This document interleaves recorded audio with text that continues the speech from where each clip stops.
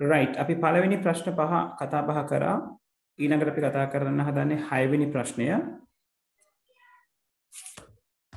දුම්රිය මාර්ගයක තනි ධාවන පතයක් සහිත උමගක් තුලින් දුම්රිය දෙකක් එකිනෙකට විරුද්ධ දිශාවට ධාවනය වීම නිදසුනක් ලෙස ගත හැක්කේ එතකොට එක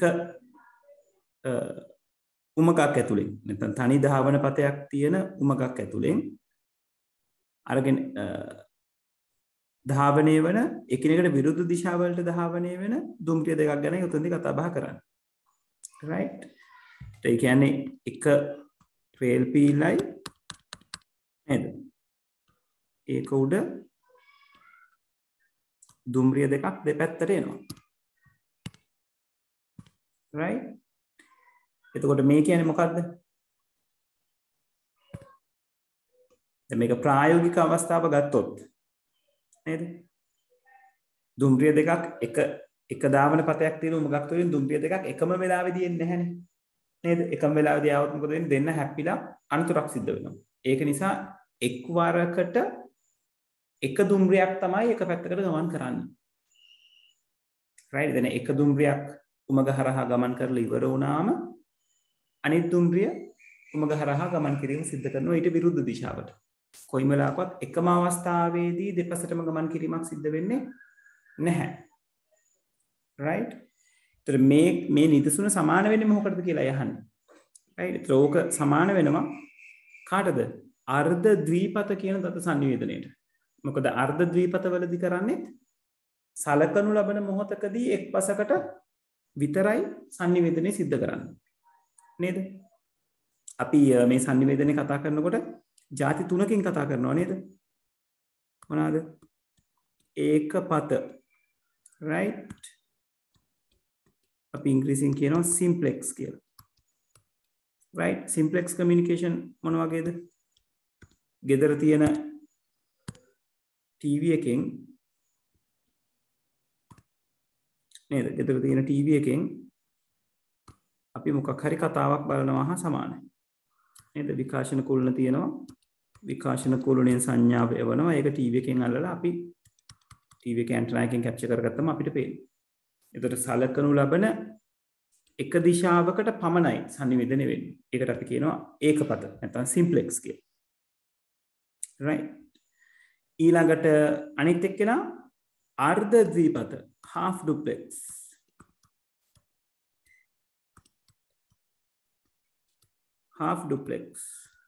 half duplex වලට හොඳම කතා බහ විදිහට අපි අරගත්තේ walkie talkie නේද හොඳම උදාහරණ right එතකොට walkie talkie එක තියෙනකොට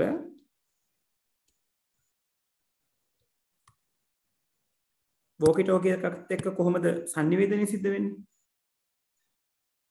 එක්කෙනෙක් මේ පැත්තෙන් කතා කරනකොට අනිත් එක්කෙනා මේ පැත්තෙන් අහගෙන ඉන්න එක විතරයි කරන්න පුළුවන් වෙන්නේ right එතකොට මේ පැත්තට විතරයි කමියුනිකේෂන් සිද්ධ වෙන්නේ ඊට පස්සේ මේ පැත්තෙන් කතා කරන්න පටන් ගත්තයින් පස්සේ මේ පැත්තේ ඉන්න එක්කෙනාට අහගෙන ඉන්න විතරයි පුළුවන් වෙන්නේ right එතකොට සලකනු ලබන එක මොහොතකදී එක් පැත්තකට විතරයි සංනිවේදනය සිද්ධ වෙන්නේ ඔකට අපි කියනවා half duplex කියලා full duplex නැත්නම් duplex කියලා අපි කියනවා දෙපසටම එකවර සංනිවේදනය කරන්න පුළුවන් සංනිවේදන ආකාරය right උදාහරණයක් විදිහට මොබයිල් ෆෝන් එකක් ටෙලිෆෝන් කන්වර්සේෂන් එකක් නේද ටෙලිෆෝන් කන්වර්සේෂන් එකක නේද එක පැත්තකින් කතා කරනකොට ඒක අනිත් පැත්තේ ඉන්න කෙනාටත් ඒ වෙලාවෙම සංනිවේදනය කරන්න පුළුවන් එකම වේලාවේදී දෙපසට right full duplex නැත්නම් පූර්ණ ද්විපත කියලා අපි කතා බහ කරනවා එතකොට මෙතන කියලා තියෙන උදාහරණයේදී අපෙන් අහලා තියෙන්නේ දුම්රිය දෙකක් එකිනෙකට විරුද්ධ දිශාවන්ට ගමන් කරනවා එක ලයින් එකක් තියෙන නැත්නම් එක රේල් පාරක් තියෙන උමගක් හරහා. එතකොට එක්වරකට එක පැත්තකට එක්කෙනෙකුට ගමන් කරන්න පුළුවන්. ඊට පස්සේ තමයි විරුද්ධ පැත්තට අනිත් කෙනාට ගමන් කරන්න පුළුවන් වෙන්නේ. ඒක නිසා 6 වෙනි ප්‍රශ්නට උත්තරේ විදියට අපිට ගන්න පුළුවන් අර්ධ ද්විපත දෙවෙනි උත්තරේ. හත්වෙනි ප්‍රශ්නේ. ස්ථානීය පෙදෙස් ජාල පිළිබඳ පහත් සඳහන් ඒවා අතුරෙන් සත්‍ය නොවන්නේ කුමක්ද? සත්‍ය නොවන ප්‍රකාශය අහන්නේ. අසත්‍ය ප්‍රකාශය. භූගෝලීය වශයෙන් කුඩා ප්‍රදේශයක ව්‍යාප්ත වීම. මේක සත්‍ය ප්‍රකාශයක්. සාමාන්‍යයෙන් තනි පුද්ගලයෙකුට හෝ තනි ආයතනයකට හෝ ඈත්වීම. ඔව් ඒකත් සත්‍ය ප්‍රකාශයක්. ස්ථානීය පෙදෙස් ජාලයක් කියලා කියන්නේ බොහොම පොඩි භූමි ප්‍රමාණයක විහිදිලා තියෙන පරිගණක ජාලයකට. right? ඒක ඔයගලන්ගේ ඉස්කෝලේ පුංචි ලැබ් එකක් වෙන්න පුළුවන්. පන්ති කාමරයක හැදිලා තියෙන්න පුළුවන්. ගොඩනැගිල්ලක එක මහලක හැදිලා තියෙන එකක් වෙන්න පුළුවන්. right? ඒවා එක්ක තනි පුද්ගලයෙකුට නැත්නම් තනි ආයතනයකට තමයි අයිති වෙන්නේ. තුන්වෙනි එකේ කියලා තියෙනවා විවිධ අතුරු මුහුණත් සහිත හවුලේ භාවිතා වන දත්ත sannivedana මාධ්‍ය සමූහයකින් යුක්ත වීම. විවිධ අතුරු මුහුණත් සහිත හවුලේ භාවිතා වන දත්ත sannivedana මාධ්‍ය සමූහයකින් යුක්ත වීම. right? එතකොට මේගොල්ලෝ අහන්නේ ස්ථානීය පෙදෙස් ජාල පිළිබඳ සත්‍ය නොවන්නේ කුමක්ද කියලානේ. right? මේ විවිධ අතුරු මුහුණත් සහිත හවුලේ භාවිතා වන දත්ත sannivedana මාධ්‍ය සමූහයකින් යුක්ත වීම කියන එක පොඩ්ඩක් ගැටලු සහගතයි. ඇයි ඒ ගැටලු සහගත වෙන්නේ? sannivedana මාධ්‍ය ගොඩක් තියෙනවා කියන එක. හවුලේ භාවිතා වන දත්ත sannivedana මාධ්‍ය සමූහයක්. right? දැන් සාමාන්‍යයෙන් අපි අරගත්තොත් ගොඩක් වෙලාවට අපි local area network එකක් හදාගන්නේ star කියන topology එක පාවිච්චි කරනවා. right? මැද switch එකක් කියන උපකරණය තියෙනවා. මෙයාට cables වලින් ওই විදිහට උපාංග සම්බන්ධ කරන්න පුළුවන්. right? එතකොට මේ විවිධ අතුරු මුහුණත් සහිත හවුලේ භාවිතා වන දත්ත sannivedana මාධ්‍ය සමූහයකින් යුක්ත වීම කියන එක විවිධ අතුරු මුහුණත් නෙවෙයි මේගොල්ලන්ට තියෙන එකම જાති අතුරු මුහුණක්. right? අතුරු මුහුණත කියලා කියන්නේ උතන්දි කතා බහ කරන්නේ මේ network cable එක connect වෙන network interface එක. නැත්නම් network port එක සරලව කිව්වොත්. right? network port එකට තමයි computer එකේ network port එකට cable එක පැත්තක් සම්බන්ධ වෙනවා. switch එකේ network port එකක් තියෙනවා. ඒකට අනිත් පැත්ත සම්බන්ධ වෙනවා. right? ඒතර එතනදී මේ හවුලේ භාවිතා වන දත්ත sannivedana මාධ්‍යයක් කියලා එකක් අපි කතා බහ කරන්නේ. right? දැන් හතරවෙනි එක කියවුවම සාමාන්‍යයෙන් බසය තරුව හා මුදුව යන මූලික ස්පලක වලින් සමන්විත වීම. ඒකත් හරියටම හරි එකක්. එතකොට ඇත්තටම තුන්වෙනි එක ගැන අපිට ලොකු අයිඩියා එකක් ගන්න බැරි වුණත් අපිට තුන කියන එක නා වැරදි අසත්‍යයි කියලා අරගන්න පුළුවන්. එතකොට අසත්‍ය ප්‍රකාශය තමයි තෝරන්න කියලා තියෙන්නේ. එතකොට හත්වෙනි ප්‍රශ්නෙට උත්තරේ තුන විදිහට අපිට අරගන්න පුළුවන්. right? අටවෙනි ප්‍රශ්නේ. ෂඩ් දශමක සංඛ්‍යාව නියෝජනය කිරීමට අවශ්‍ය අවම බිටු ගණන ACE කියන ෂඩ් දශමක සංඛ්‍යාව නියෝජනය කිරීමට අවශ්‍ය අවම බිටු ගණන. දැන් ඕක බැලු බැලමට හරි ලේසි. හැබැයි පරිස්සම් විය යුතුයි. right? මොකද දැන් ACE කියන එක නා අපිට ෂඩ් දශමක සංඛ්‍යාව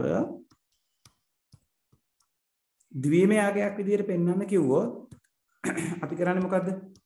මෙයාව බිටු 4 කොටස් වලින් ලියනවා නේද?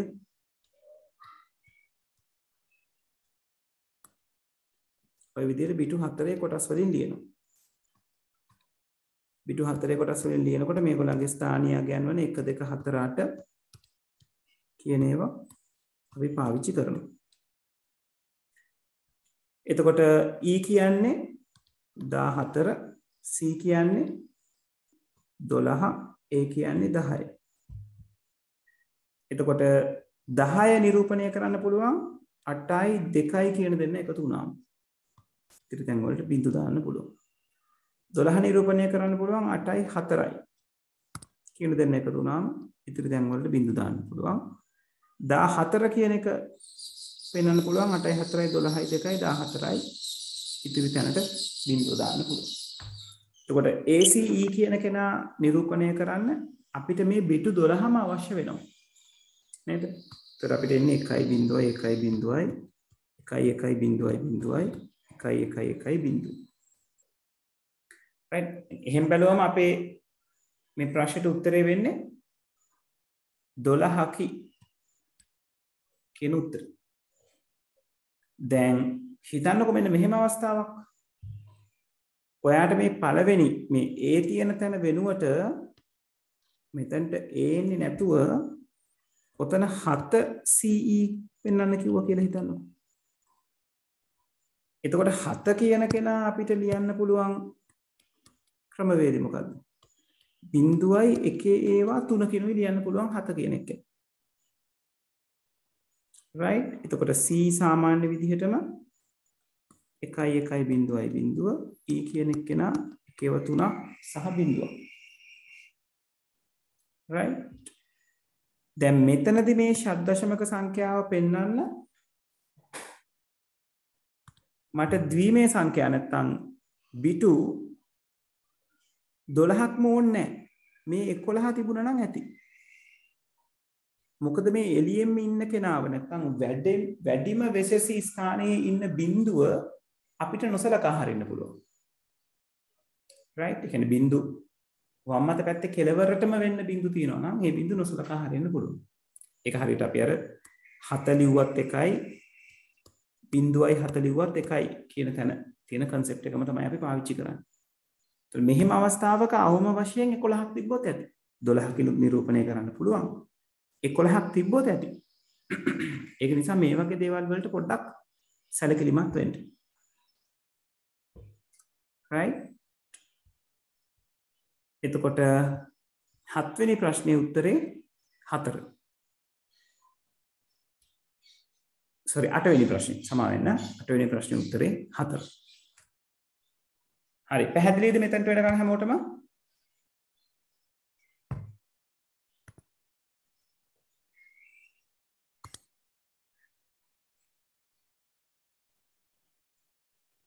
අවුලමයි? පැහැදිලිද? right හොඳයි 9 වෙනි ප්‍රශ්නේ 1.1.1ට තුල්ල දශමක සංඛ්‍යාව කීයද? එතකොට මේක හොයනකොට කොහොමද අපි කරන්නේ? 1.1.1 තුල්ල දශමක සංඛ්‍යාව. එතකොට මෙතෙන්දී අපිට ඕන වෙනවා මොනවද? ස්ථානීය අගයන් කියන එක නේද? එතකොට මෙතන තියෙන ස්ථානීය අගයන් ටික අපිට අරගන්න පුළුවන් මොන විදිහටද? දෙකේ පාදයේ සංඛ්‍යාවක තියෙන ස්ථානීය අගයන් ටික සලකා බැලීමෙන්. right ඒ කියන්නේ 1 2 4 8 16 සහ 32. දැන් මේකේ උත්තරයට අදාළව අපි බැලුවොත් උත්තරේ තියෙන්නේ ඔක්කොම දශමක සංඛ්‍යා. දශමක සංඛ්‍යා මොකක්ද කියලා නේ අහන්නේ. හරි ලේසි මෙයාව අපිට පරිවර්තනය කරගන්න. අපිට දෙකේ පාදයේ සංඛ්‍යාවක් නම් මෙන්න මේ එක තියෙන ස්ථානවලට අදාළ වෙන ස්ථානීය අගයන් ටික එකතු කරාම උත්තරේ එනවා. හැබැයි ඒක සිද්ධ වෙන්නේ දෙකේ පාදයේ සංඛ්‍යාවකට විතරයි. වෙන පාදවල සංඛ්‍යාව වුණොත් මේ ස්ථානීය අගය අදාළ සංකේත අගයෙන් ගුණ කරන්න ඕනේ. දැන් මෙතනදී එහෙම කරන්නේ නැත්තේ මේ හැම ඒ කියන්නේ මේ ස්ථානීය අගයන් වලට උඩින් තියෙන්නේ එක්ක එක නැත්තම් බිඳුව. ඉතින් බිඳුවෙන් ගුණ කරාම බිඳුවයි ඒකට අගයක් නැහැ. එකෙන් ගුණ කරාම ඒ අගයමයි එන්නේ. ඒක නිසා අපිට ඒක අරගන්න පුළුවන් වෙන්නේ. එතකොට 32යි 8යි 40යි 2යි 42යි 1යි 43යි. right 43 කියන අගය තමයි අපිට නිවැරදි අගය විදිහට තෝරගන්න පුළුවන් වෙන්නේ. right එතකොට 9ට 3 වෙනි උත්තරය 10 මෙගාබයිට් 2ක අන්තර්ගතය. මේක ගැන කරනකොට ළමයි මම හිතනවා ඔයගලන්ට මෙන්න මේ පොඩි මේ වගේ ප්‍රශ්නයක් ඉක්මනින් විසඳ ගන්න පොඩි chart එකක් තියෙනවා. මම ඒක දෙන්නම් දැන්. ඒක හැමෝම ලියාගත්තට කමක් නැහැ. ඒකෙන් පුළුවන් ඔයගලන්ට ටක් ගාලා ඔය වගේ ප්‍රශ්න විසඳ ගන්න. right ඔය chart එක මෙන්න මේ විදිහට මට පෙන්වන්න පුළුවන්. කුඩාම එක්කෙනා බිට් නේ. බිට් වලට පස්සේ අපිට හම්බ වෙනවා බයිට්. බයිට් වලට පස්සේ අපිට හම්බ වෙනවා කිලෝබයිට්. කිලෝබයිට් වලට පස්සේ අපිට හම්බ වෙනවා මෙගාබයිට්. මෙගාබයිට් වලට පස්සේ ගිගාබයිට්.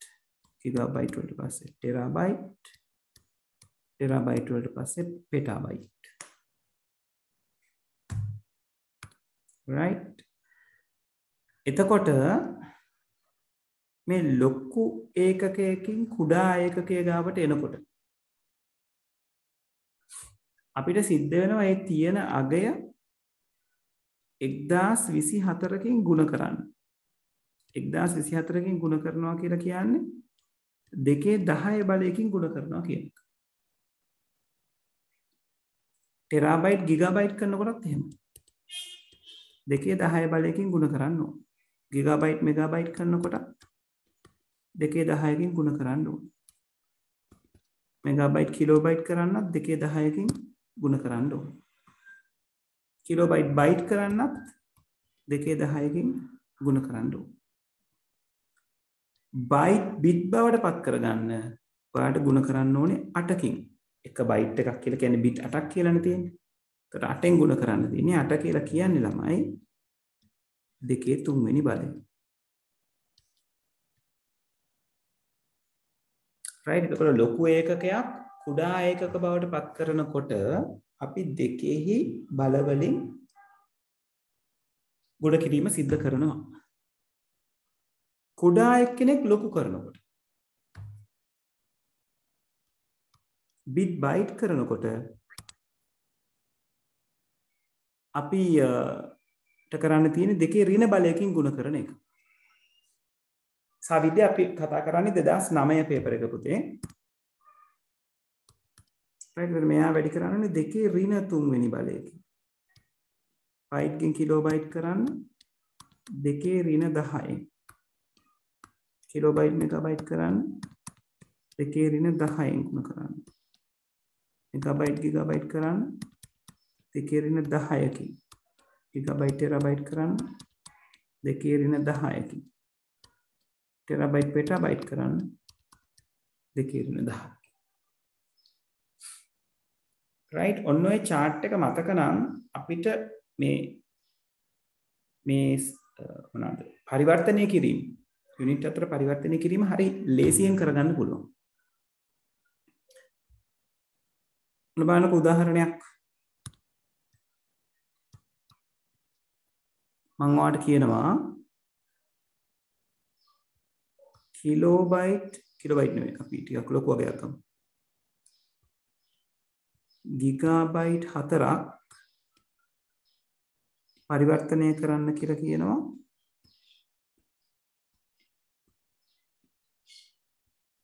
බයිට් බවට. right. මෙහෙම අපිට දුන්නම අපිට කරන්න තියෙන පළවෙනි දේ තමයි ගිගාබයිට් වල ඉඳලා බයිට් වලට තියෙන අපේ ගමන් මාර්ගය ලියා ගන්න එක. ගිගාබයිට් මෙගාබයිට් කරගන්න ඕනේ. මෙගාබයිට් කිලෝබයිට් කරගන්න ඕනේ. කිලෝබයිට් බයිට් කරගන්න. right. ඊළඟට අපි කරන දේ තමයි මෙන්න මේ 4 ඉලක්කම ඔතන 1 තිබ්බොත් අපි පහළට ගන්න 1, 2 තිබ්බොත් 2, 4 තිබ්බොත් 4 ඔය විදිහට ගන්නවා. වඩා හොඳයි මේ අගය දෙකේ බලයක් විදිහට ලියා ගන්නවා නම්. ඒතර 4 කියන්නේ දෙකේ දෙවෙනි බලය. right. ඊළඟට අපි අපේ chart එක පාවිච්චි කරමු. ගිගාබයිට් මෙගාබයිට් කරන්න.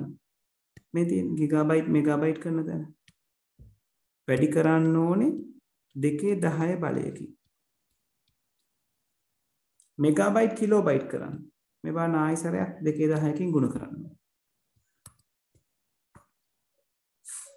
right. කිලෝබයිට් බයිට් කරන්න. ආයෙත් 2/10කින් ගුණ කරන්න ඕනේ. right. අවසානයේ උත්තරේ නේ බයිට් වලින් මේ වගේ එකක්. අවසාන උත්තරේ විදිහට අපිට 2/32යි බයිට් කියලා උත්තරය අරගන්න පුළුවන්. තේරුණාද?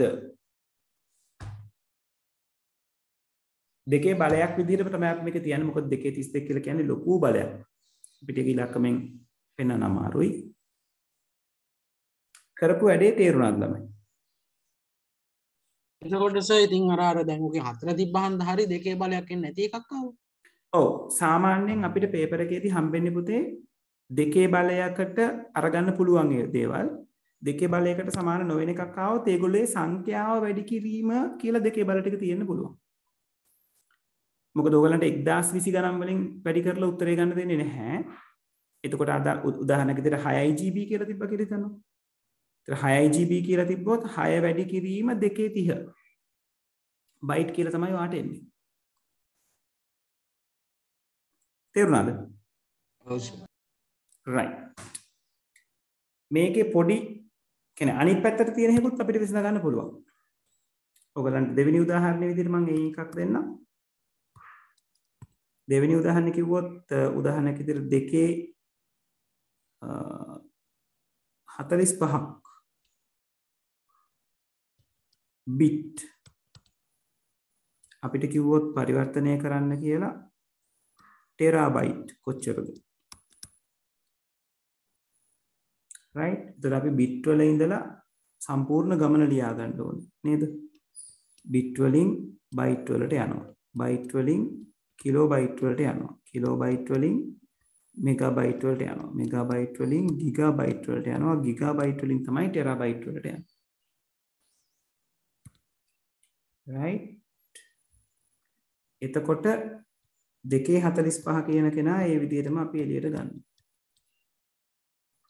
බිට් බයිට් කරන්න දෙකේ ඍණ 3ක් අපිට ඕන. ඍණ බල එතකොට තියෙන්නේ. බයිට් කිලෝබයිට් කරන්න දෙකේ ඍණ 10ක්. කිලෝබයිට් මෙගාබයිට් කරන්න ආයෙත් දෙකේ ඍණ 10ක්. මෙගාබයිට් ගිගාබයිට් කරන්න දැම්මේ නෑ නේද? ආයෙත් දෙකේ ඍණ 10ක්. මොකද පුතේ? ගෲප් එකට පේපර් ටික දැම්මේ නෑ නේද සර්? ගෲප් එකට පේපර්ස් දැම්මේ නැහැ. මගෙන් 11 හතර පේපර්ස් ටික ඔයගොල්ලෝ ඉල්ලුවා නේද පුතේ? මම කිව්වනේ ඔයගලන්ට මේ මම දැන් වෙබ්සයිට් එකේ දාලා තියෙන්නේ කියලා. කිව්වේ නැද්ද? නෑ සර්.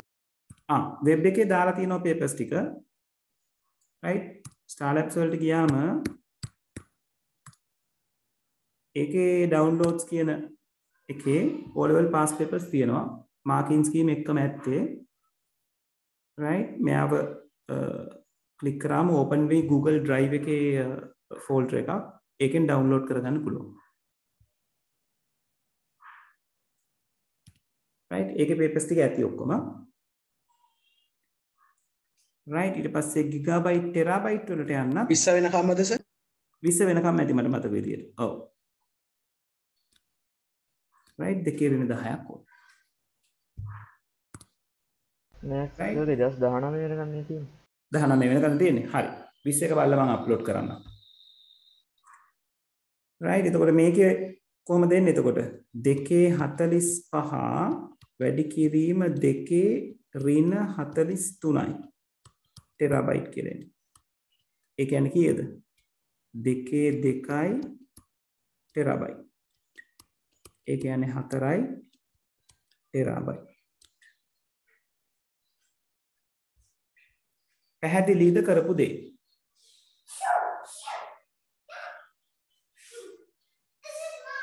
ඔව් ළමයි.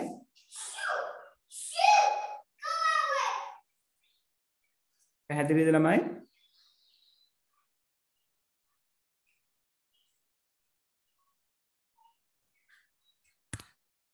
ඔව් සර්. right. හරි. ඔන්න ඔක පොඩ්ඩක් කොපි කරගන්නකෝ ඔයගලන්ගේ පොතට. right? කොහොමද මේ bit byte කතාව වෙනස් කරගන්නේ කියන එක.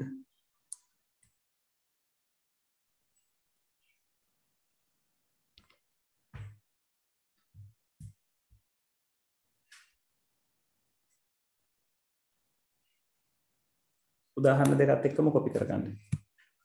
ඉක්මන් කරමු. සර් 2000 කීයකද? 8 නේද? මට තේරෙන්නේ පුතේ. දැන් දාලා තියෙන සර් 2008 පේපරේද? 2009 ක.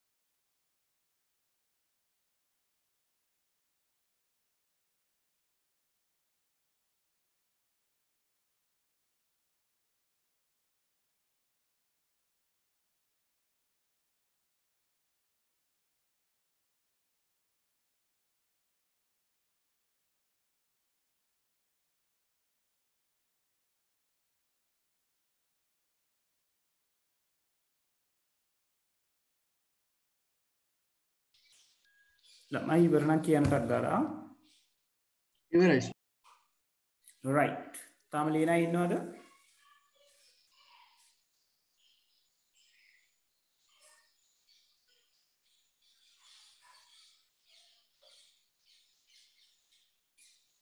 තාම ලියන අය ඉන්නවනම් ටක් ගාලා ඉන්ඩිකේට් කරන්න.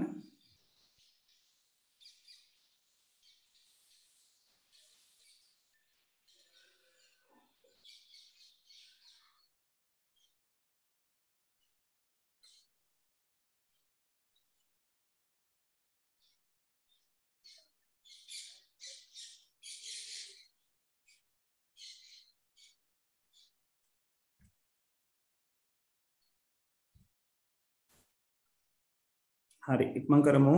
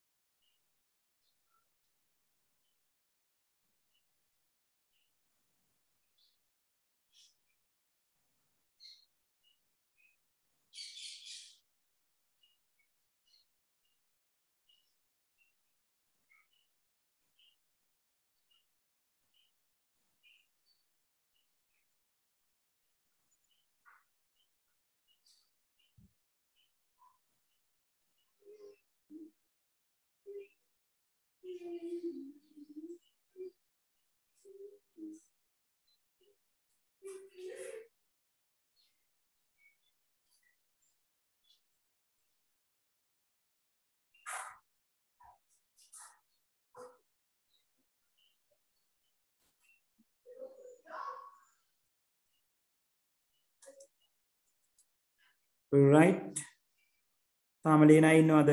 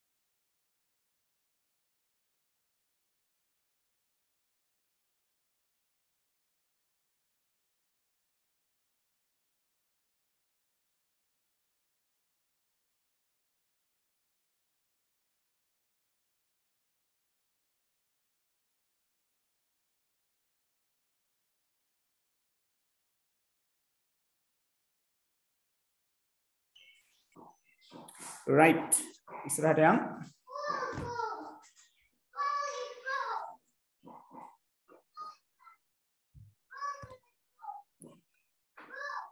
right එතකොට අපි මේ chart එක ගාවට ආවේ මේ ප්‍රශ්නේ විසඳ ගන්න අවශ්‍ය නිසා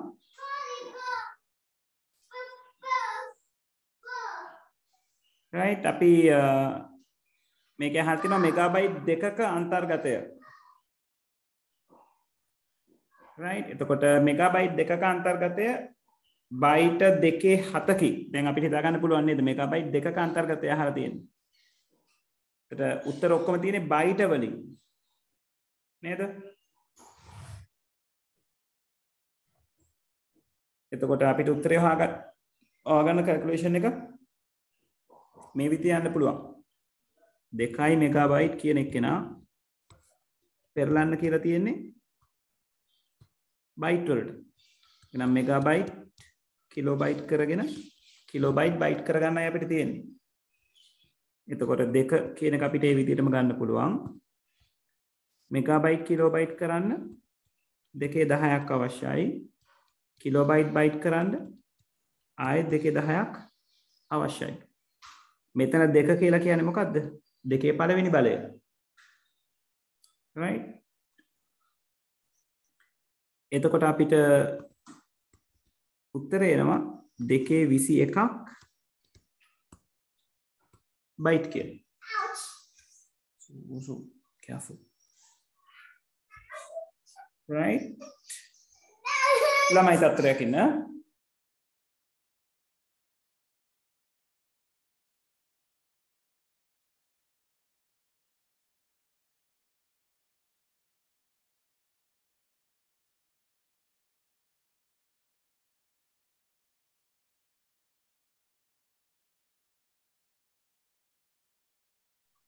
right පැහැදිලිද ළමයි මෙතන 2.21 ආපු විදිහ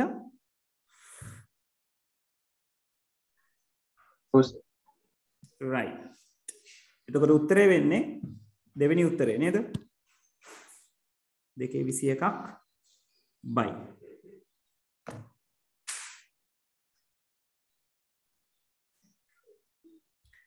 හරි ඊළඟට 11 වෙනි ප්‍රශ්නේ අහලා තියෙනවා ශිෂ්‍යයෙකු okay සුසු ශිෂ්‍යයෙකු තම මිතුරෙකුගෙන් රුපියල් 50ක් ණයටගෙන එය A හා B නම් වාරික දෙකකදී සම්පූර්ණයෙන් ගෙවිය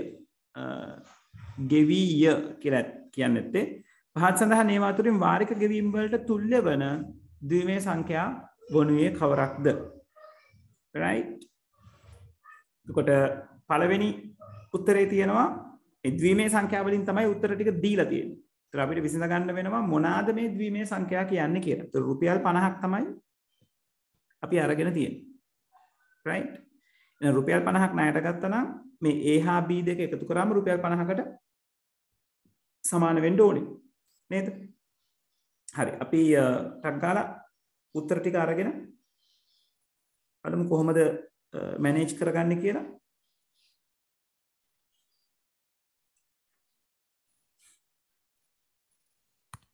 පළවෙනි සංඛ්‍යාව තියෙනවා 1.3යි 1.3යි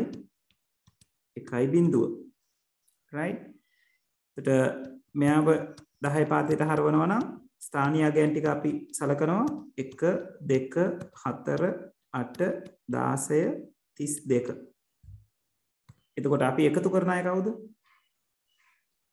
1 කියලා සඳහන් වෙලා තියෙන තැන තියෙන අගයන් ටික නේද ඔන්න ඔය දෙන්නයි එකතු වෙන්නේ. ඒකට 32යි 2යි 34යි. මේ සංඛ්‍යාවෙන් පෙන්නන්නේ 34 කියන අගය 10 පාදයෙන්.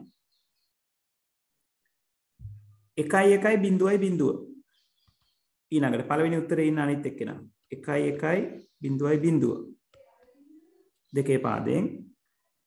එතකොට ඒගොල්ලන්ගෙන් අපේ එනවා 1 2 4 8. මෙතන නිරූපණය වෙන්නේ කවුද? 8යි 4යි එකතු වුණාම එන කෙනා. ඒ කියන්නේ 12. 34යි 12යි 50 වෙන්නේ නැහැ. ඒක නිසා පළවෙනි උත්තරේ නෙවෙයි නිවැරදි උත්තරේ. right? මම ඔහොම තුන්වෙනි උත්තරේ ගැන පොඩ්ඩක් බලන්නම්. 1.3යි 1.1. right දැන් මේ මුලින් අපි හෙව්වා 1.3 1.0 කියන එක නේද 1.3 1 කියන්නේ 34යි 2යි තව එකකුත් එකතු වෙන්න ඕනේ ඒ කියන්නේ 35 තමයි හැදෙන්න ඕනේ නේද 1.3යි 1.1 right මේවා ස්ථානීය අගයන් 1 2 4 8 16 32 say to mommy will take it right එතකොට අපි එකතු කරනවා 32යි 2යි 1යි ඒ කියන්නේ උත්තරේ 35යි ඊළඟට තියෙනවා එකේවම 4ක් නේද එකේව 4 කොහොමද එන්නේ එකේව 4කින් එනවා 1 2 4 8 කියන ස්ථානීය අගයන් ඔක්කොම ටික එකතු වෙන්න වෙනවා නේද මොකද ඒ හැම තැනකම තියෙන එක මේ ටික එකතු කරාම වාට එනවා 15 කියන අගය right එතකොට 35ට 15ක් එකතු වුණාම උත්තරේ 50යි එහෙනම් හරි උත්තරේ විදිහට ඔයගලන්ට ගන්න තියෙන්නේ තුන්වෙනි උත්තරේ පැහැදිලිද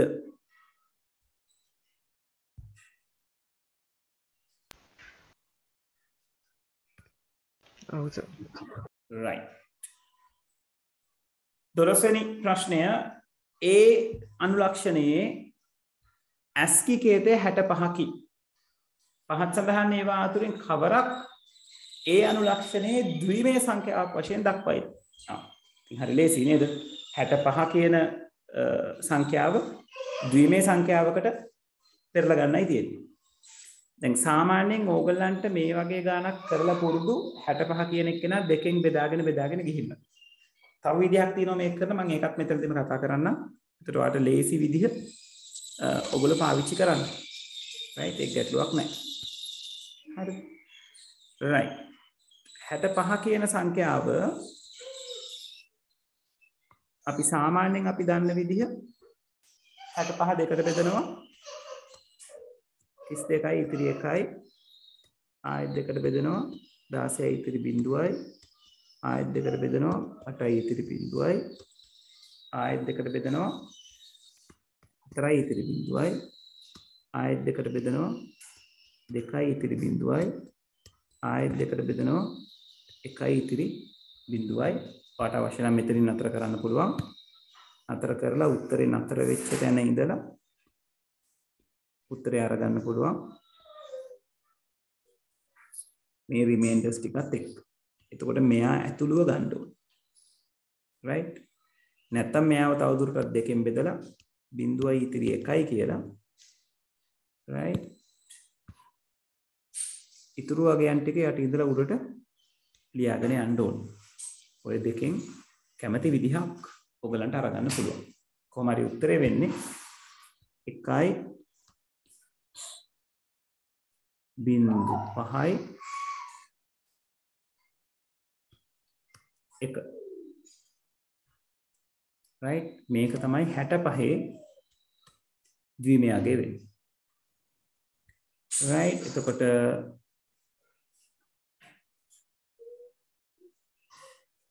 ඔව් හතරවෙනි උත්තරේ නේද හතරවෙනි උත්තරේ අපිට නිවැරදි උත්තරේ විදියට අරගන්න පුළුවන් right ඊළඟට අහලා තියෙනවා 13 පහත් සඳහන් අගයන් අතරින් 1AF 16 යන්නට තුල්‍ය නොවන්නේ කවරක්ද නොවන්නේ කවරක්ද කියලා අහලා තියෙනවා 1AF 16 කියන කෙනා right එතකොට 1AF කියන අගය 16 පාදයේ අගයක් වුණාම අපිට මෙයාව පහසුවෙන්ම පෙරලා ගන්න පුළුවන් එක්කෙනා තමයි ද්විමේය සංඛ්‍යාව. දැන් මෙහෙම ප්‍රශ්නයක් ආවම මුලින්ම ඉක්මනටම කන්වර්ට් කරන්න පුළුවන් කෙනාට කන්වර්ට් කරලා බලන්න. ඒක ලේසි. right? F කියන කෙනා අපිට ලියන්න පුළුවන් කොහොමද? හතරේ කොටස් පාවිච්චි කරලා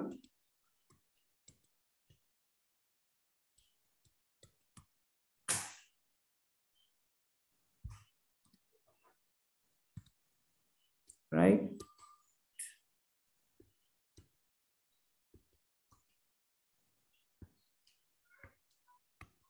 2 4 8 1 2 4 8 කියන ස්ථානීය අගයන් ටික පාවිච්චි කරා නම් f කියන්නේ 15 a කියන්නේ 10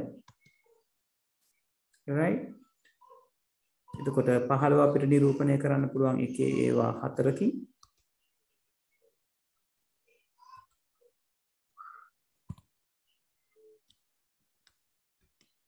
10 නිරූපණය කරන්න පුළුවන් 8යි 2යි 10යි එක නිරූපණය කරන්න පුළුවන් 0.3යි 1 යන විදිහට right එතකොට අපිට උත්තරය එනවා 0.3යි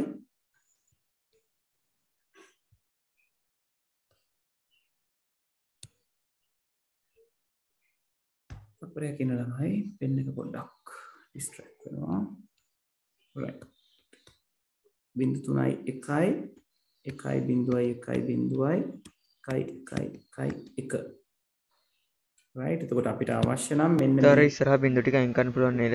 අයින් කරන්න පුළුවන්. ඔව්. එතකොට 1.1යි 1.1යි බලන්න ඒකට සමාන වෙන උත්තරයක් තියෙනවද කියලා මුලින්ම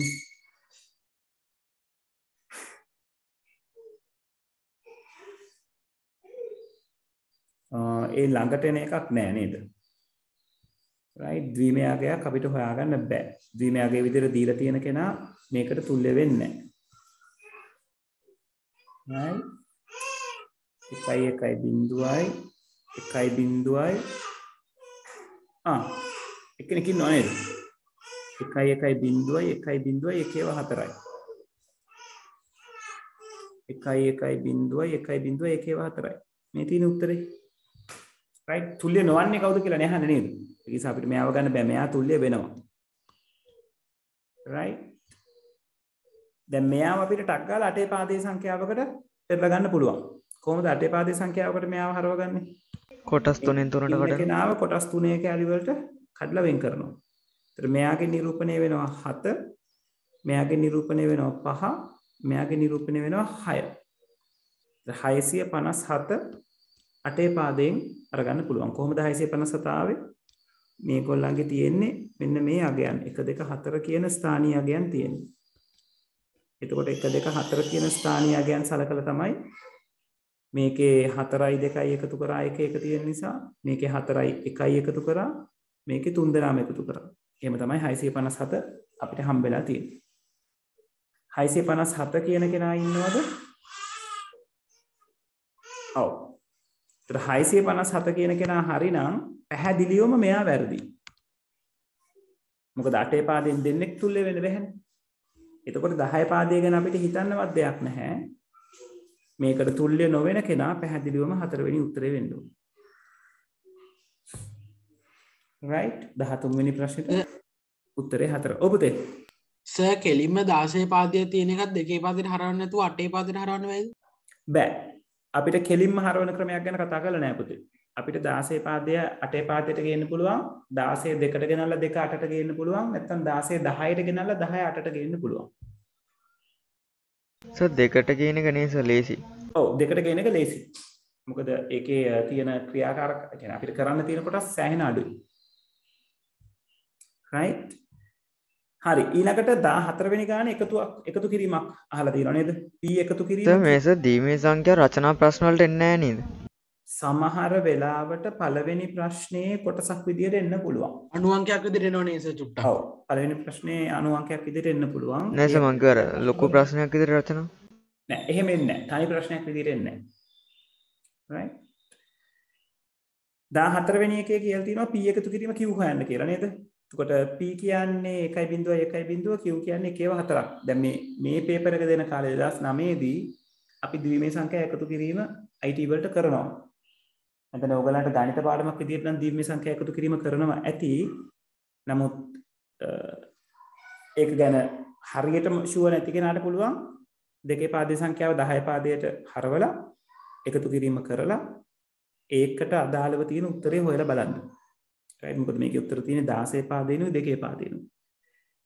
right ඒක නිසා මම කරන්න ඉන්න සාම්ප්‍රදායික විදිහට ඒ කියන්නේ දෙකේ පාදේ 10ට හැරෙව්වයින් පස්සේ කොහොමද කරගෙන යන්නේ කියන එක කතා බහ කරන්න. ඕගලන්ට තියෙන්නේ E කියන කෙනා 1.1.0 Q කියන කෙනා 1/4ක් right එතකොට මේගොල්ලන්ගේ ස්ථානීය අගයන් අපි සැලකුවොත් 1 2 4 8 එතකොට අපි එකතු කරන්නේ 8යි 2යි හේතුව ඒ දෙන්නට උඩින් තමයි 1 තියෙන්නේ මේ නිරූපණය වෙන්නේ 10 මේ ටිකට අදාළව අපි හිතුවොත් 1 2 4 8 ඔය හතර දෙනාටම අදාළව තියෙන්නේ එතකොට 15 නේද 8යි 4යි 2යි 1යි ඔක්කොම එකතු කරගන්න ඕනේ හේතුව ඒ හැම ස්ථානයකටම උඩින් එකේ ඉලක්කමක් තියෙනවා ඒ නිසා 15 ඒතර මේ දෙන්න එකතු කරාම අපිට එන උත්තරේ තමයි 25 නේද දැන් අපි බලන්න ඕනේ 25 කියන කෙනා දෙකේ පාදයෙන් සහ 16 පාදයෙන් වෙන්නේ නිරූපණය කරන්නේ කොහොමද කියලා ඒ නිසා 25ටක් ගාලා දෙකේ පාදයට පෙරලා ගමු අපිට එනවා 12යි ඉතිරි 1යි 6යි ඉතිරි 0යි 3යි ඉතිරි 0යි 1යි ඉතිරි 1යි right එතකොට දෙකේ පාදයේ සංඛ්‍යාවක් විදිහට නිරූපණය කරන්න පුළුවන් 1යි 1යි 0යි 0යි 1 1යි 1යි 0යි 0යි 1 තමයි දෙකේ පාදයෙන් එන්නේ 1යි 1යි 0යි 0යි 1 අපේ උත්තරයක් විදිහට තියෙනවද බලමු ඔව් එහෙනම් මෙන්න මෙයා තමයි නිවැරදි උත්තරේ වෙන්නේ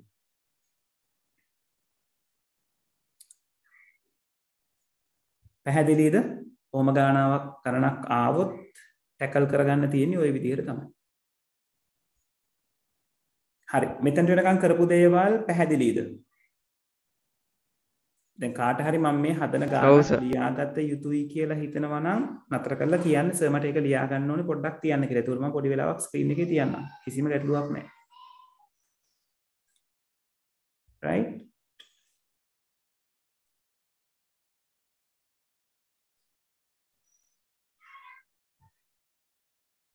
හරි ඊළඟට 15 කියන ප්‍රශ්නේ ඔයගලන්ට අතාරින්න පුළුවන් පුතේ ඒක out of syllabus මොකද කලින් බූලිය ප්‍රකාශවල තිබුණා ඔය බූලිය නීති රීති වගේක් ඉගෙන ගන්න මෙතන මේගොල්ලෝ පෙන්නලා තියෙන්නේ නම් A කියන විචල්‍යයට එකක් එකතු වුණාම හැම වෙලාවෙම උත්තරේ එකයි කියන එක right ඒකට ඕකෙන් සත්‍යාපනය වෙන ප්‍රමේය වෙන්නේ මේ හතරවෙනි ප්‍රමේය හැබැයි ඕක out of syllabus ඔයගලන්ට ලකුණු අරගන්න පුළුවන් කිසිම ගැටලුවක් නැහැ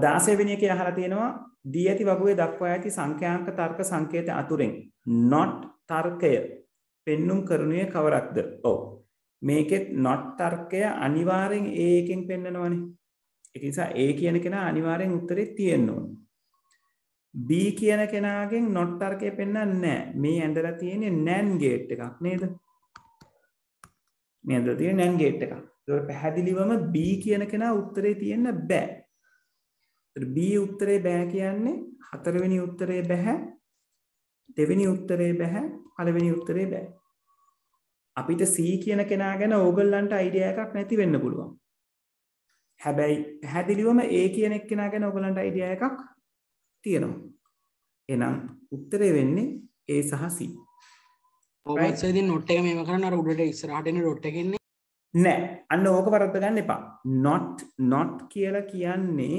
ඉස්සරහට එන ඩොට් එකම විතරක් නෙවෙයි right මොකද ඉස්සරහට එන ඩොට් එකෙන් එන්න පුළුවන් දේවල් කීපයක් තියෙනවානේ ත්‍රිකෝණය ඇන්දොත් not gate එක මෙහෙම ඇන්දොත් එයාව no gate එකක් මේ විදිහට ඇන්දොත් NAND gate එකක් right එතකොට not තර්කය පෙන්වන්නේ මෙයා විතරයි මේගොල්ලන්ව පෙන්නනකොට not එක උවමනා වෙනවා නමුත් ඒක තනිකරම not තර්කය නෙවෙයි.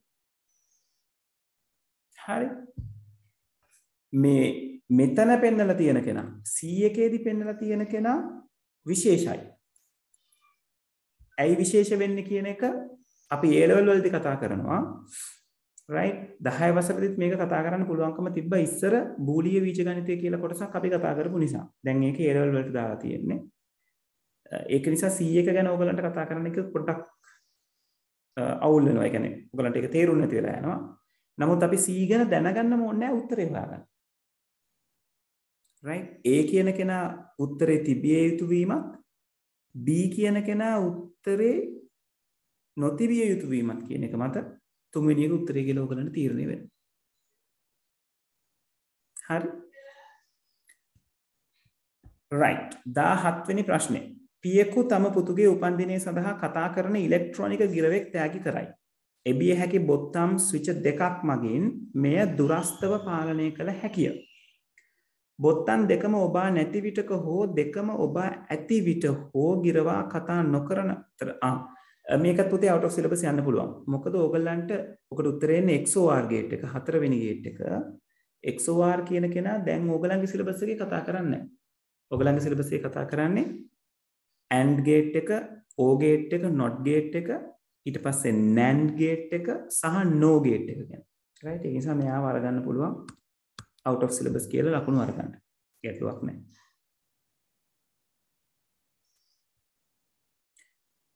right 18 වෙනි ප්‍රශ්නේ.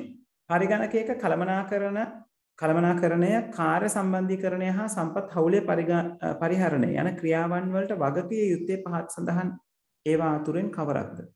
ඉතින් පරිගණක කළමනාකරණය, කාර්ය සම්බන්ධීකරණය, සම්පත් හවුලේ පරිහරණය කියන ඒවා කතා කරනකොටම ඔළුවට එන්න ඕනේ මෙහෙයුම් පද්ධතිය කියන කෙනා. මොකද මෙහෙයුම් පද්ධතියේ තියෙනවා ප්‍රධාන වශයෙන් දේවල් දෙකක්. එකක් තමයි පරිශීලක අතුරු මුහුණක් සැපීම නේද?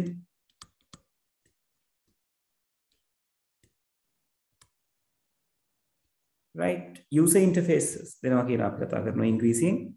දෙවෙනියට අපි කියනවා සම්පත් කළමනාකරණය කිරීම. නැත්නම් පරිගණකයේ ඇති දෘඩාංග කළමනාකරණය කර ගැනීම. right එතකොට ඔය කියන දේවල් දෙක තමයි මෙයා ප්‍රධාන වශයෙන් කරන්නේ. මේ දෘඩාංග කළමනාකරණය ගැන කතා කරනකොට අපි කතා කරනවා මතක කළමනාකරණය, ක්‍රියාවලි කළමනාකරණය, ඊළඟට network management, ජාල කළමනාකරණය, security management, ආරක්ෂණ කළමනාකරණය, right ඔය කියන හැම දෙයක්ම කතා බහ වෙනවා. එතකොට මෙතන කියලා තියෙන මේ කාර්ය සම්බන්ධීකරණය, සම්පත් හවුලේ පාවිච්චි කිරීම කියන එක network පැත්තට අයිති වෙනවා. පරිගණකයේ කළමනාකරණය කියන එක කෙලින්ම දෘඩාංග කළමනාකරණය පැත්තට අයිති වෙනවා. right යෙදුම් මෘදුකාංග කියලා කියන්නේ මොනවද? අපේ එදිනදා වැඩ කටයුතු කරගන්න අපිට තියෙන මෘදුකාංග. ඔව් අපි ඉගෙන ගන්න අපි පාවිච්චි කරන නිරන්තරයෙන් අපි පාවිච්චි කරන softwares. උපයෝගිතා මෘදුකාංග කියන්නේ මොනවද? අපි ඒවා එකෙල්ලේ පාවිච්චි කරන්නේ නැහැ. නමුත් විශේෂ කාර්යයන් සඳහා නිර්මාණය වෙලා තියෙන කලාතුරකින් පරිශීලකයා පාවිච්චියට ගන්න මෘදුකාංග. භාෂා පරිවර්තක කොටකට මේ දෙන්නේ. යෙදුම් මෘදුකාංගයට සහ පද්ධති මෙහෙයුම් පද්ධතියට තමන්ගේ කාර්ය කරගෙන යන්න උදව් කරන කට්ටිය. right antivirus software එක වගේ එක. right ඊළඟට task manager.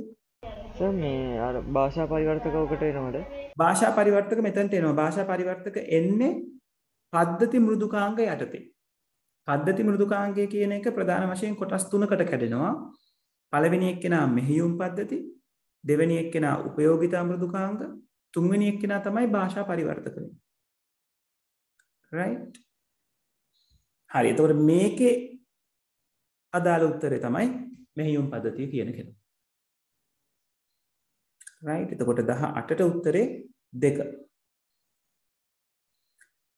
19 මේකත් අපි දැන් වර්ඩ් වලදී කතා කරන්නේ නැති ටූල් එකක්. නමුත් ඔයගොල්ලෝ මෙතෙන්දී දැනගත්තට කමක් නැහැ. right මේක මේ පාවිච්චි කරන්නේ tab space එක හදාගන්න අපි. අපේ tab key එක මොන විදිහටද manage වෙන්න ඕන කියන එක හදාගන්න. මේකට ලකුණු ගත්තට කමක් නැහැ ළමයි. මේ icons ටික තියෙන්නේ වම මැද දකුණු කියන tabs ටික හදාගන්න, පරිදි ටික හදාගන්න. right මේ 20 වෙනි ප්‍රශ්නය අහලා තියෙන database සම්බන්ධ එකක් පොදු ශේෂ්ත්‍ර මගින් එකට සම්බන්ධ කළ වගු අඩංගු දත්ත සමුදායක් හැඳින්වෙන්නේ. සම්බන්ධක දත්ත සමුදායක් කියන නම. relational database කියන එක. right ඔය ගැන පොඩ්ඩක් දැනුවත් වෙලා ඉන්න.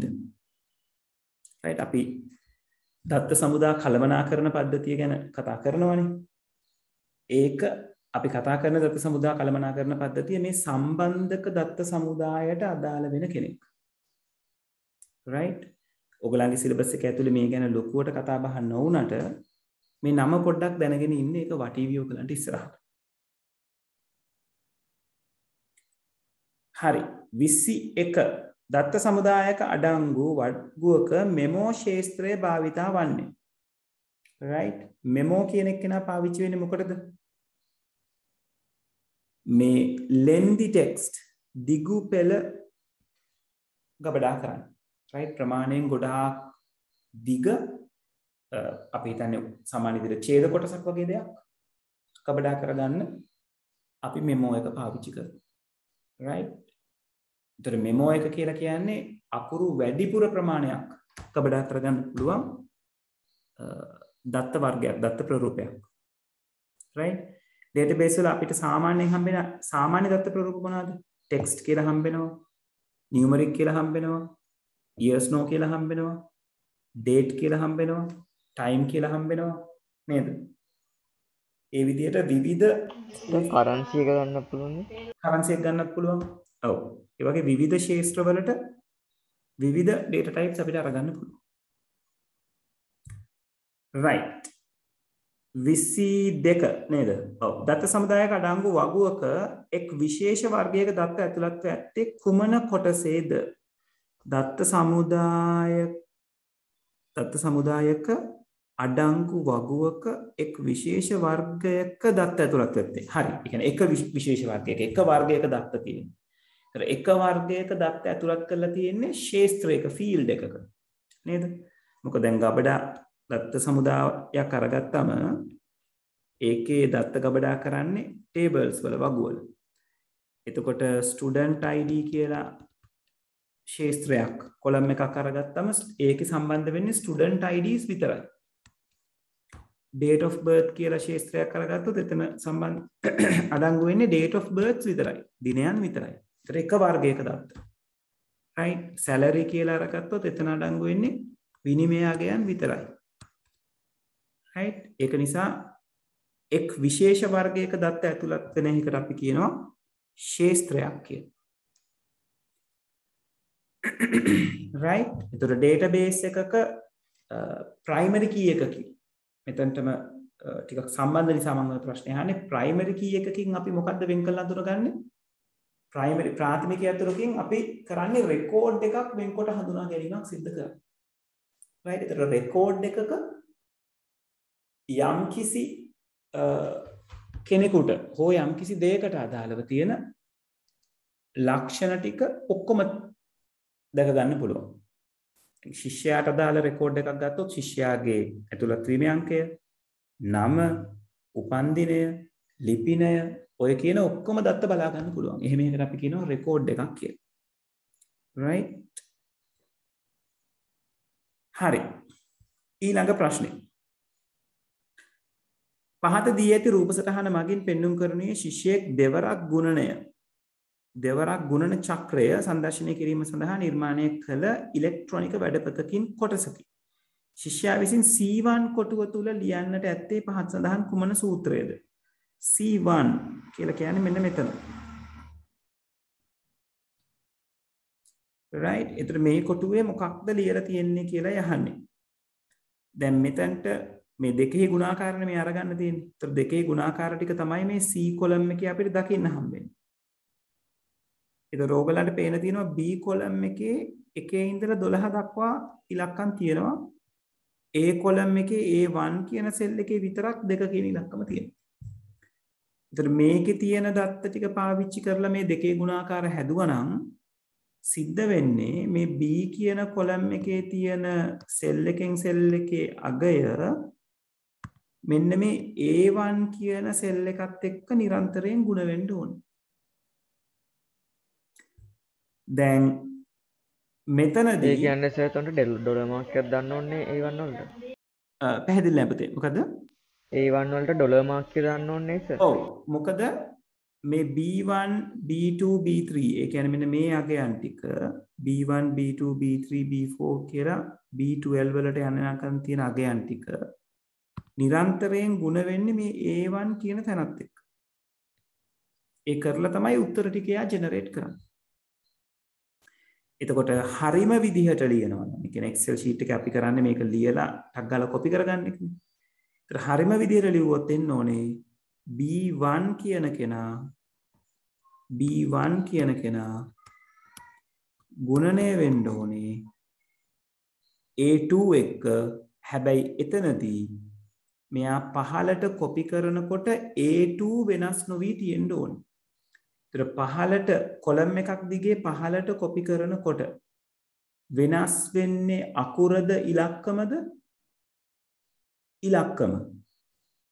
right? ඒක නිසා cell address එකේ ඉලක්කමට වම් මත පැත්තෙන් ඩොලර් මාක් එක දාලා තිබ්බොත් හොඳටම ප්‍රමාණවත්.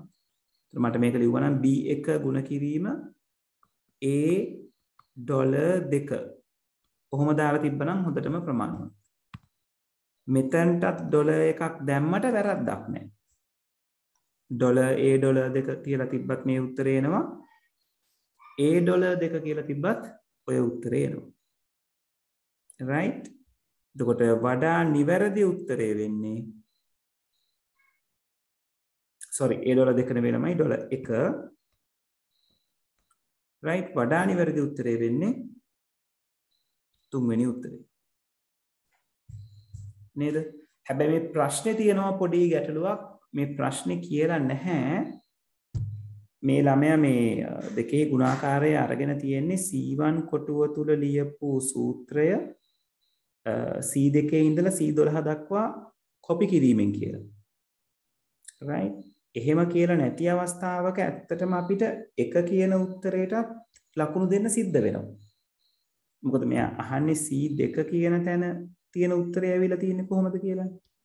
ඒතර ප්‍රශ්නේ කියලා නැත්නම් මෙයා කියන්නේ C2 තමයි පහලට කොපි කරලා තියෙන්නේ කියලා. මේක හදපු ළමයාට පුළුවන් මේ එක සූත්‍රයෙන් එක සූත්‍රය මේ හැම සෙල් එකකටම ලියන්න. right? එහෙම ලියලා බැලුවොත් පළවෙනි එක්කෙනා නිවැරදි. එකම හරිනේ සයි. ඔව් එහෙම බැලුවොත් ඔක්කොම ටික හරි වෙනවා. නේද? 25 වෙනි උත්තරේට all කියලා දීලා නැහැ නේද මාකින් ස්කීම් එකේ උනාට. මේ මාකින් ස්කීම් එක පැත්තත් පොඩ්ඩක් බලමු.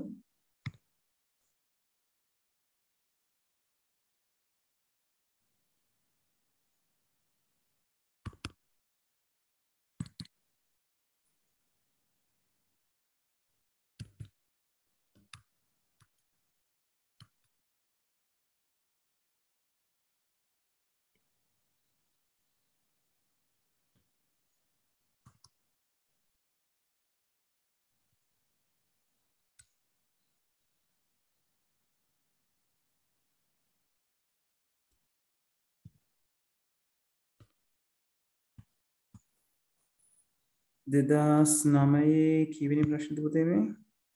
4 නේස උත්තරේ දීලා තියෙන්නේ. 23ද මේ මගේ එකේ 25 right මගේ කොපි එක පෙන්නන්නේ 25 25ට දීලා තියෙන උත්තරේ 4 කියලා ඒක බලන්න නෑ 4 කීයටවත් වෙන්න බෑ. මොකද මෙහෙමයි 4 වෙන්න පුළුවන් අර මම කියපු තර්කයට අනුව. අපි මේක කොපි කරනවා නම් 4 වෙන්න බෑ. මොකද B1 කියන කෙනා වෙනස් වෙන්න ඕනේ. එතන printing mistake එකක් තියෙන්නේ. එච්ච 4 ගන්නොත් හැම වෙලාවෙම එන්නේ C1 වල උත්තරේ එන්නේ. ඔව්. ඒ 4 ගත්තොත් නිතරම එන්නේ දෙකම තමයි. right? ඒ කියන්නේ 4 කොපි කරොත් පහලට වෙනකම් එන්නේ 2 කියලාම තමයි හැම වෙලාවෙම උත්තරේ.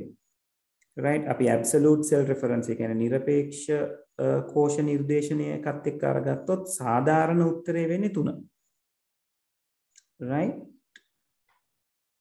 හරි. ඔතනින් ඔයගොල්ලෝ concept එක මතක් කරගන්න.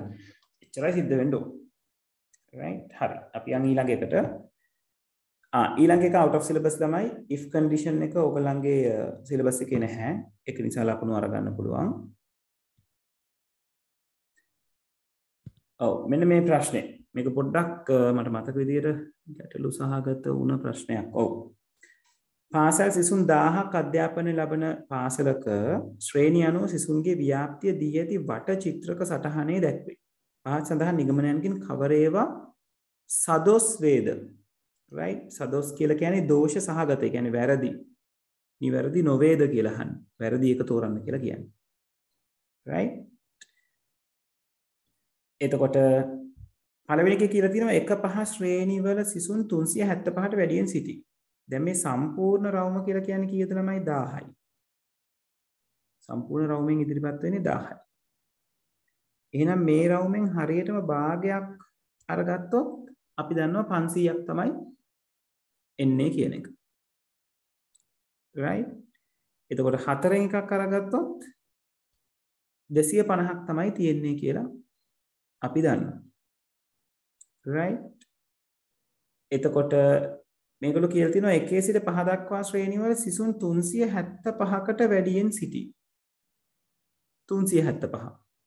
ඒතර 1.5 කියලා කියන එකේ තියෙනවා මෙන්න මෙච්චර ප්‍රමාණයක්. ඒතර පැහැදිලිවම මේ කාලෙන් 250යි 250න් භාගය කියලා කියන්නේ 125යි. එතකොට මෙතන 125ක් තියෙනවා කියලා අපිට සැක කරන්න පුළුවන්. එහෙන් බැලුවොත් 375ට ආසන්න අගයක් තියෙන්නේ. ඒක නිසා පළවෙනි එක මේ අපිට ෂුවර් නෑ වැඩි වෙන්නත් පුළුවන් අඩු වෙන්නත් පුළුවන් වගේ තත්ත්වයක ඉන්නේ මාජින් එකේ වගේ. 6-9 දක්වා ශ්‍රේණි වල සිසුන් 250කට වැඩිපුර සිටී.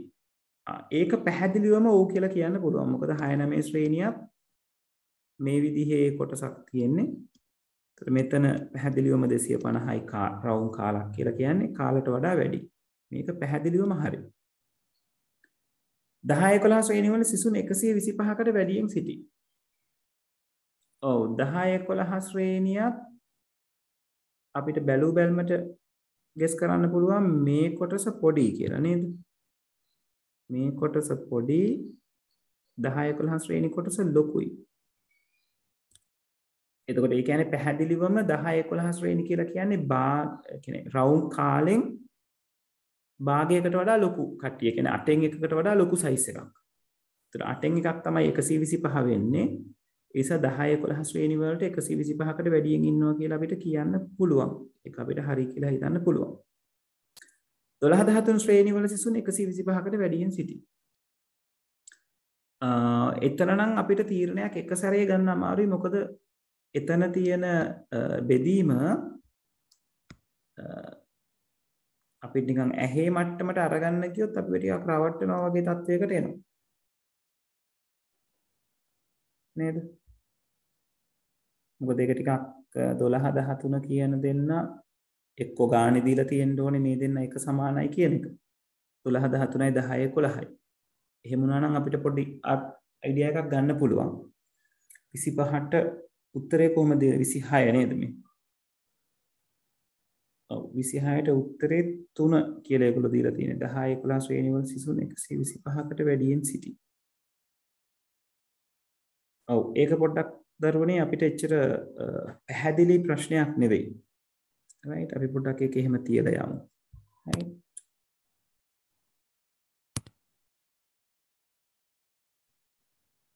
25 වෙනි එකද මේ? ඔව් 25 කියලා තියෙන 4 කියලා නේද? 125ට වැඩියෙන් සිටී කියන එක. ඔව් එතනත් පුතේ අපිට හරියටම හිතා ගන්න අමාරුයි මේක මේ. කාලට වඩා අඩුද කාලට වඩා වැඩි නෑ කියලා නම් පේනවා. නමුත් කාල වෙන්නත් පුළුවන්. right අපොඩක් ඒ ගන්නට ලකුණු අරගමු. ඒක මම all question එකක් විදිහට දෙන්නම්. ඒක ඒ තරම් පැහැදිලි නෑ වැඩේ තියෙන විදිහ. 26 වෙනි එක්කෙනත් out of syllabus තමයි. ඔගොල්ලෝ ඒක කරන්න මහන්සි වෙන්න එපා. ලකුණු ගන්න පුළුවන්. right 27 වෙනි ප්‍රශ්නේ. රූප සටහනේ දක්වා ඇත්තේ උෂ්ණත්ව සමූහයක්. කියවමින් ඒවා සෙල්සියස් අංශක 26ට වඩා අඩු වන අවස්ථාවන්හිදී කෝල්ඩ් යන පණිවිඩය සංදර්ශනය වීම නිරූපණය කරන්නා වූ ගැලීම් සටහනකි. 26ට අඩු වුණොත් කෝල්ඩ් කියලා පෙන්නනවා. right එතකොට මෙතන කියලා තියෙනවා මෙහි 1 2 3 4 5 6 කව මගේ නිරූපණය විය යුතු ලේබල නිවැරදි පිළිවෙල කුමක්ද? දැන් එක කියන ලේබල් එක ගැන අපිට වද වෙන්න දෙයක් නැහැ. හැම උත්තරයකම read t කියලා තියෙනවා. ඒ කියන්නේ එක පැහැදිලිවම read t කියන එක නට යනවා. 2 කියන්නේ කොන්දේසියක්, 6 කියන්නේ කොන්දේසියක්. ඒතර මේ දෙන්නගෙම ප්‍රශ්න තමයි අහලා තියෙන්න ඕනේ. right ඒතර පළවෙනි උත්තරේ බැලුවොත් t less than 26 ප්‍රශ්නයක් අහලා තියෙනවා. ඊට පස්සේ දෙවෙනි ප්‍රශ්න බැලුවොත් t less than or equal 25. ආයෙත් ප්‍රශ්නයක් අහන්න පුළුවන් තරම්. ඊළඟට 3 4 කියන එකේ anymore කියලා ප්‍රශ්න අහලා තියෙනවා. right.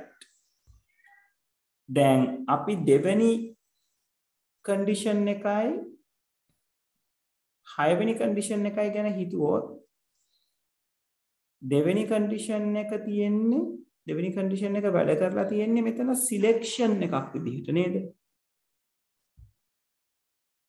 බලන්න හරියට ඒක තේරුම් ගන්න. දෙවෙනි එක්කෙනා වැඩ කරලා තියෙන්නේ තේරීමක් විදිහට. ඇයි මම ඒක තේරීමක් විදිහට කියලා කියන්නේ? මේ condition එකෙන් අපේ තියෙන පාර දෙකට බෙදිලා නැවත පොදු පාරකදී මුණ ගැහෙනවා.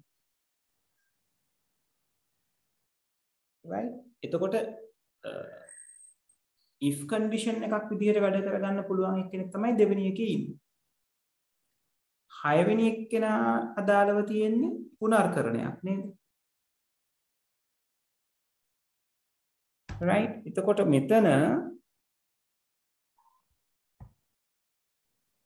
අපිට තියෙන උත්තර ටිකත් එක්ක බැලුවොත්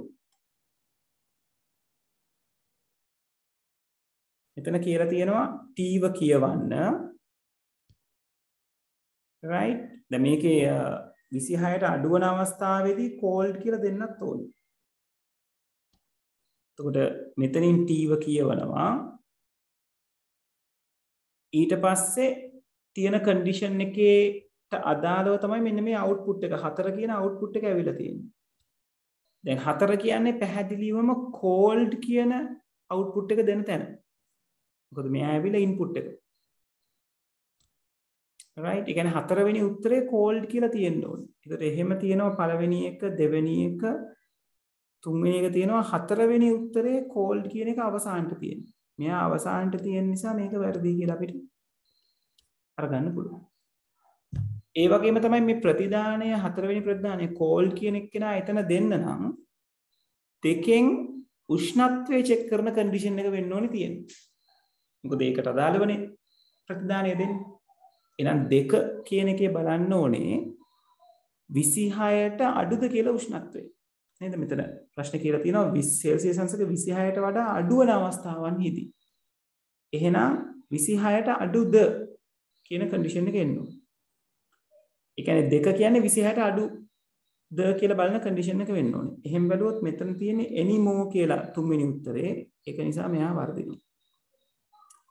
පළවෙනි උත්තරේ දෙවෙනි උත්තරේ තියෙනවා එක්කෙනෙක් t less than 26 අනිත් එක්කෙනා t less than or equal 25. ඒතර මේ දෙන්නගෙම කියන්නේ එකම කොන්දේසිය. 26ට අඩු කියලා බලනවා. ඒ කියන්නේ 25, 24, 23, 22, 21 කියන ඒවා.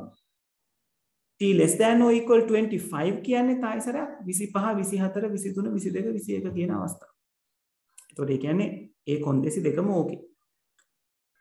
දැන් අහන ප්‍රශ්නය කොන්දේසි අහන ප්‍රශ්නේ 26ට අඩුද කියලානේ. 26ට අඩුද? t කියන කෙනා 26ට අඩුද? එතකොට cold කියලා පෙන්වන්න ඕනේ මොන අවස්ථාවෙන්ද? ඒ ප්‍රශ්නෙට උත්තරේ ඔව් කියලා නැත්නම් yes කියලා දුන්නොත් තමයි පෙන්වන්නේ. නේද? එහෙමනම් 3 වෙන්න ඕනේ yes කියන අගේ. එතකොට පළවෙනි එකේ තුන්වෙනි අගයට අරගෙන තියෙන්නේ no කියන එක. ඒක නිසා මෙයා වැරදි. නිවැරදි උත්තරේ වෙන්නේ දෙවෙනි උත්තරේ. පැහැදිලිද?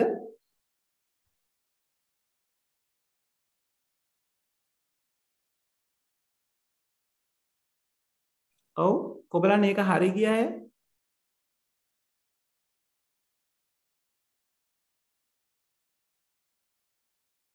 බොහොම හොඳයි. right. ඒතර දෙවෙනි උත්තරේ තමයි 27ට උත්තරේ වෙන්න ඕනේ. right. 28 දී ඇති ව්‍යාජකයේ තේ ඩිස්ප්ලේ ඉසෙට් මගින් ප්‍රතිදානය කරනු ලබන අගය කුමක්ද? ඒ කියන්නේ අපි මේක hand trace කරලා බලන්න වෙනවා. නේද? මොකද්ද සිද්ධ වෙන්නේ කියලා. බලමු. x කියන කෙනා එකෙන් පටන් ගන්නවා. අපි hand trace කරනකොට වගුවක් පාවිච්චි කරන්න ඕනේ. ඒතර ආරම්භ වුණා x ට 1 assign කරගත්තා. ඊට පස්සේ y ට 1 assign වෙනවා. එහෙනම් y ටත් 1යි. ඊට පස්සේ කොන්දේසියේ කියනවා while x සමානයි y. x එකට x කියන කෙනා y ට සමානද? ඒක සමාන නම් z ට xy yy එකතු කරලා z ට assign කරන්න කියලා කියනවා. x කියන කෙනා y ට සමානයි මේ අවස්ථාවේදී. x කියන්නේත් 1 y කියන්නේත් 1. එතකොට මොකද කරන්නේ? xy එකතු කරනවා 1 1 2යි 2 assign කරනවා z ට. right? දැන් z ගාව තියෙන්නේ අගය 2. ඊළඟට කියලා තියෙනවා 2 කියන කෙනා y ට assign කරන්න. ඒ කියන්නේ y වල 1 නැති වෙලා 2 කියන අගය එනවා. දැන් ඊළඟට ඉන්නේ end while නිසා end while එක ගාවට යන්නේ නැහැ. මේකෙන් පස්සේ ආයෙ ගිහිල්ලා while condition එක check කරලා බලන්න. while එක check කරන්නේ x කියන කෙනා y ට සමානද? x කියන්නේ 1 y කියන්නේ 2 දැන්. ඒ දෙන්න සමාන නැහැ. සමාන නැත්නම් කෙලින්ම එන්නේ මෙන්න මෙතනට. ඒකෙන් කියනවා z ව display කරන්න කියලා. එහෙනම් display වෙන්නේ කවුද? 2. ඒ කියන්නේ ඔයගොල්ලන්ගේ උත්තරේ 2 වෙන්න ඕන.